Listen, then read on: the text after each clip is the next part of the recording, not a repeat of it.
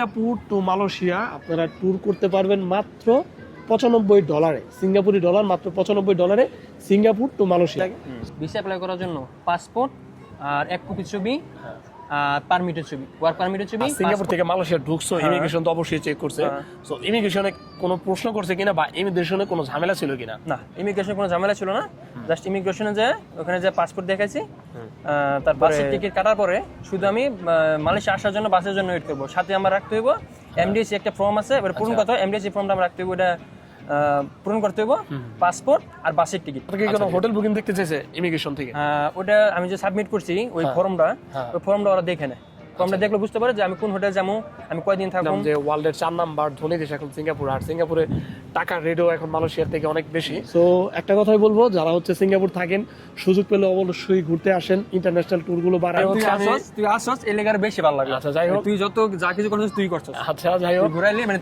Hello guys, আসসালামু আলাইকুম। আশা করি সকলেই ভালো আছেন আর আমরা অনেক ভালো আছি। সো অ্যাকচুয়ালি আছি এখন মালয়েশিয়া, এটা হচ্ছে প্লাটিনিয়াম যে সুইমিং, এখানে চলে আসছি আমরা সবাই গোসল করার জন্য। সো আজকের আমাদের মেসেজ এটা না, আজকের মেসেজ হচ্ছে যে আমাদের মালয়েশিয়া এবং সিঙ্গাপুরে যারা আছে প্রবাসী ভাই বাংলাদেশিরা, তাদের জন্য। যদিও আমরা জানি যে বাংলাদেশি পাসপোর্ট নিয়ে আমাদের এখন অনেক সমস্যা, বাট এর মধ্যেও এটা হচ্ছে আমার বন্ধু, ও হচ্ছে সিঙ্গাপুর থেকে আসছে। সো কি অবস্থা বন্ধু, ভালো আছো? আলহামদুলিল্লাহ বন্ধু। সো ও হচ্ছে সিঙ্গাপুর থেকে আসছে, ওর সাথে এটাই কথা বলবো, যেহেতু ও গত 2 দিন আগে আসছে মালয়েশিয়াতে। সিঙ্গাপুর আসার ক্ষেত্রে ওর হচ্ছে আসার কোনো সমস্যা হয়েছে কিনা বা ইমিগ্রেশনের কোনো প্রবলেম হয়েছে কিনা, এগুলো শুধু জানবো। এবং সিঙ্গাপুরে যেসব প্রবাসী ভাইরা আছেন কোম্পানিতে, তারা কিভাবে খুব ইজিলি কত টাকা খরচে মালয়েশিয়া ঘুরতে আসতে পারেন, শুধু এই বিষয়টা আপনাদেরকে দেওয়ার চেষ্টা করবো ইনশাল্লাহ। সো বন্ধু, তুমি হচ্ছে যখন নাকি মালয়েশিয়া আসলা, সো আসার ক্ষেত্রে তুমি ভিসাটা করলা কিভাবে? ভিসা করছি আমি আমার এক ভাইয়ের মাধ্যমে। চাইলে অনেক অফিস থেকে ভিসা করা যায়, অনেক ওয়ে আছে ভিসা করার, কিন্তু আমি করছি আমার এক ভাইয়ের মাধ্যমে। আচ্ছা, ভিসা করতে তোমার 50, 60 বা 70 এরকম টাকা লাগে, এরকম ডলার লাগে। 50 টিকিট $30, $35, $70 লাগে আর কি। $70 মধ্যে তুমি আমি ভিসা করতে পারবো। আর ভিসা করতে আমার লাগছে 3 দিন টাইম। অনেক সময় 4 দিন লাগে, 5 দিন লাগে, আর অনেক সময় 1 দিনও বের হয়ে যায়। আচ্ছা ঠিক আছে।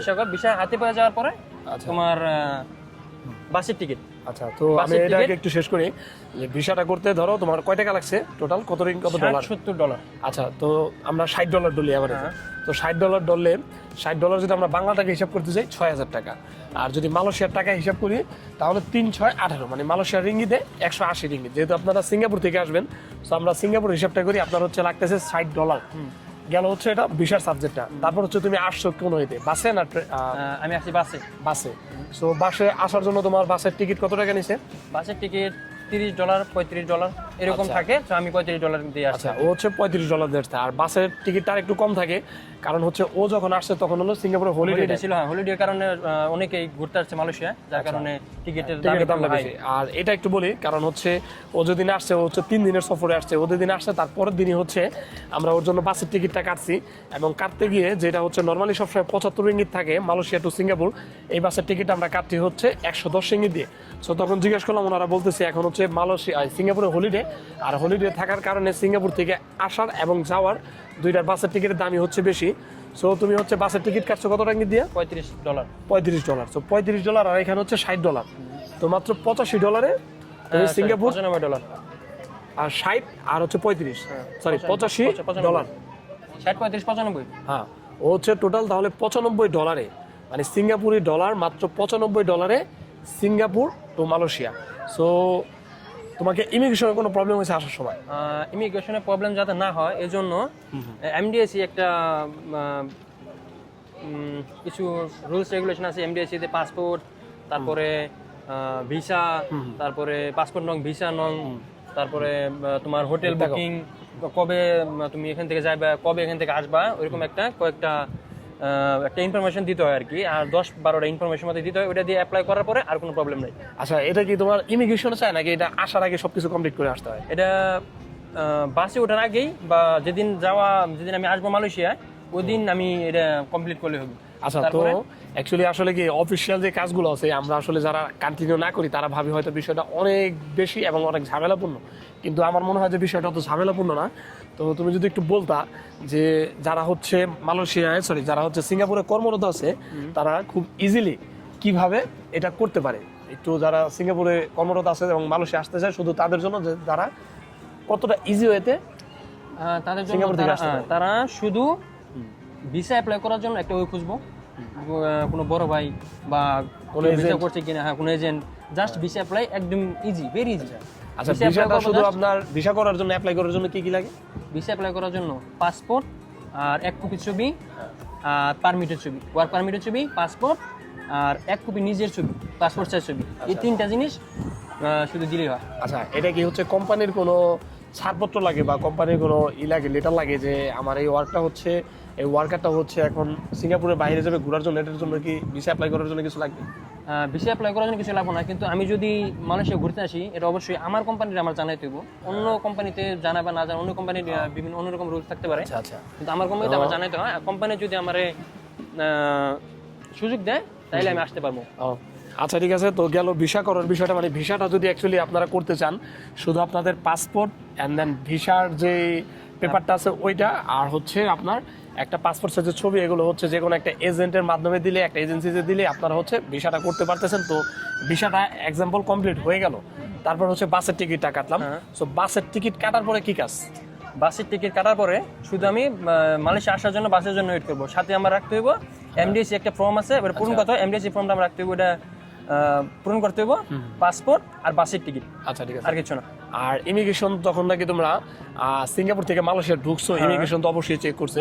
সো ইমিগ্রেশনে কোনো প্রশ্ন করছে কিনা বা ইমিগ্রেশনে কোনো ঝামেলা ছিল কিনা? না, ইমিগ্রেশনে কোনো ঝামেলা ছিল না, জাস্ট ইমিগ্রেশনে যে ওখানে যে পাসপোর্ট দেখাইছি, তারপরে স্ক্যান করে দিয়ে দিছে। স্ক্যান করে দিয়ে দিছে। তারপরে আসলে মানুষে বলে কি যে একটা দেশে থেকে আরেক দেশে গেলে, আর বিশেষ করে বাসে গেলে হচ্ছে অনেক ঝামেলা হয় ইমিগ্রেশনে, এটা জিজ্ঞেস করে ওইটা জিজ্ঞেস করে, হোটেল বুকিং এটা জানতে চায়। আর ওর জন্য আমি হচ্ছে মালয়েশিয়া আমি কিন্তু হোটেল বুকিংও দিয়েছিলাম, কারণ যদি ও যদি আমার রুমে থাকবে, তারপর আমি হোটেল বুকিং দিয়েছি, যদি ওকে ইমিগ্রেশন থেকে কোনো প্রবলেম হয়, যদি মালয়েশিয়া ঢুকতে না দেয়, তো ওই ক্ষেত্রে তো একটা সমস্যা, আমাদের প্ল্যানগুলো সব নষ্ট হয়ে যাবে। সো যার কারণে হচ্ছে ওকে আমি হোটেল বুকিং দিয়ে দিয়েছি। বাট তোমার থেকে কোনো হোটেল বুকিং দেখতে চাইছে ইমিগ্রেশন থেকে?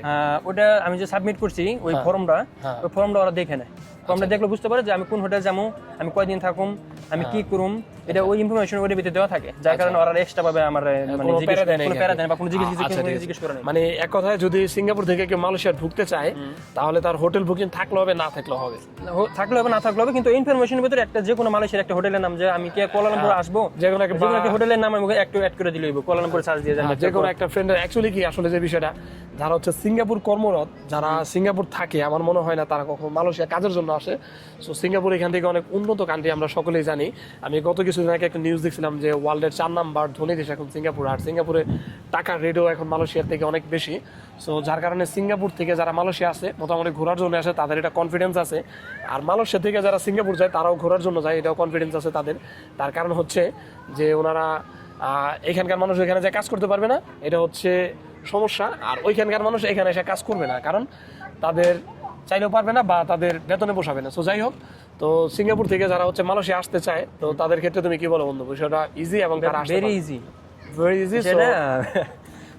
কথায় যদি আমরা বলি, সিঙ্গাপুর টু মালয়েশিয়া আপনারা ট্যুর করতে পারবেন মাত্র $95, সিঙ্গাপুরি ডলার, মাত্র $95 Singapore two Malaysia.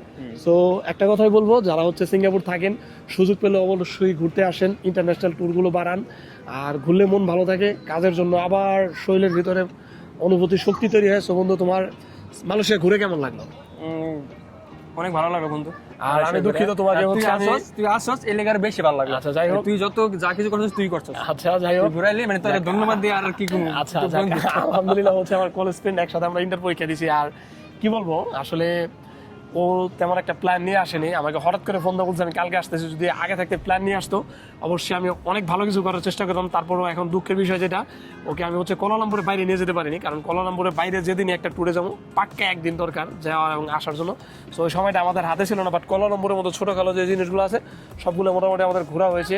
Twin tower, দাতারাং মাট্টেকা, তারপর হচ্ছে টিটি ওয়াংস, আরও যা যা আছে সব কিছু নিয়ে ব্লগ থাকবে ইনশাল্লাহ। সো একটা কথাই বলবো, যারা হচ্ছে সিঙ্গাপুরে থাকেন কর্মরত অবস্থায়, আমাদের প্রবাসী ভাইরা, বিশেষ করে বাংলাদেশিরা, তারা অন্তত ছুটি পাইলে তারা মালয়েশিয়া এসে ঘুরে যান, বা আশেপাশের কান্ট্রিগুলো মাত্র $90-100 মধ্যে ঘুরে যাবেন। আপনাদের হচ্ছে ট্রাভেলিং হিস্টোরি বাড়াবেন, স্ট্রং করবেন, এটাই হচ্ছে আপনাদের কাছে রিকোয়েস্ট। আর অবশ্যই আমাদের সাথে থাকতে পারেন, আমার ভিডিওগুলো দেখতে পারেন, কারণ আমি আমার নেক্সট ভিডিওতে মালয়েশিয়ার খুব সুন্দর সুন্দর প্লেসগুলো নিয়ে থাকতেছে, আর হচ্ছে এভরিথিং। আসলে আমরা কথা বাড়াতে চাই না, কাজে বিশ্বাসী। সো আশা করি থাকবেন, দেখবেন ইনশাল্লাহ। আর এই যে হচ্ছে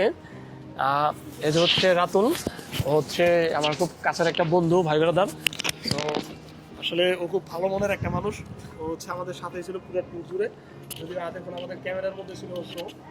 আর ও কিন্তু অলরেডি 2 জায়গাতে ঘোরা শেষ, সিঙ্গাপুর গেছে, অ্যান্ড থাইল্যান্ড, আরেকটা জন্য কোথায়, কম্বোডিয়া। কাম্বোডিয়া হচ্ছে আমাদের ট্যুরগুলো একসাথে হবে ইনশাআল্লাহ। তো এখন হচ্ছে আমরা মার্টিন মেসে অ্যাকচুয়ালি আপনি যদি কোনো এখানে বের হয়ে যাবো। আর আজকে হচ্ছে অন্য হচ্ছে বাসে টিকিট বন্ধু, আজকে চলে যাবো ইনশাল্লাহ। আবার দেখা হবে ইনশাল্লাহ। মালয়েশিয়া ইনশাল্লাহ next ঈদ। হ্যাঁ, নেক্সট ঈদ ইনশাল্লাহ আসবে। মালয়েশিয়া আসার জন্য রিকোয়েস্ট থাকবে। আর আমাদের যে দোহারে ভাই বেড়াদার আছে, বন্ধু আছে, তাদেরকে নিয়ে আসার জন্য রিকোয়েস্ট থাকবে তোমার কাছে। কারণ আমি চাই যে বন্ধু বান্ধব যারা আছে তোমরা আসো মালয়েশিয়া, ঘুরো, দেখো। আমাদের আসলে দেখার জন্য এই কারণে বলতেছি, কারণ ভাই আমার কাছে মোটামুটি আলহামদুলিল্লাহ অনেক ওয়ে আছে ঘোরার জন্য। তোমরা আসবা, ঘুরবা, তোমাদের নিয়ে আমি ঘুরবো। আর কয়েকটা বন্ধু আসে নাই, এটার জন্য আমার একটু মন খারাপ। তো নেক্সট তোমরা আসবা, ঘুরবা ইনশাল্লাহ, আশাবাদী ভালো হবে সব কিছু। আর যেহেতু আমি আছি, আমার সাথে ঘুরলে চিলে এমনি থাকবো, কি বলো বন্ধু? ইনশাল্লাহ। সো বাই বাই, ইনশাল্লাহ নেক্সট আবার আসার জন্য অনুরোধ রইল। ওকে, আল্লাহ হাফেজ। আল্লাহ হাফেজ।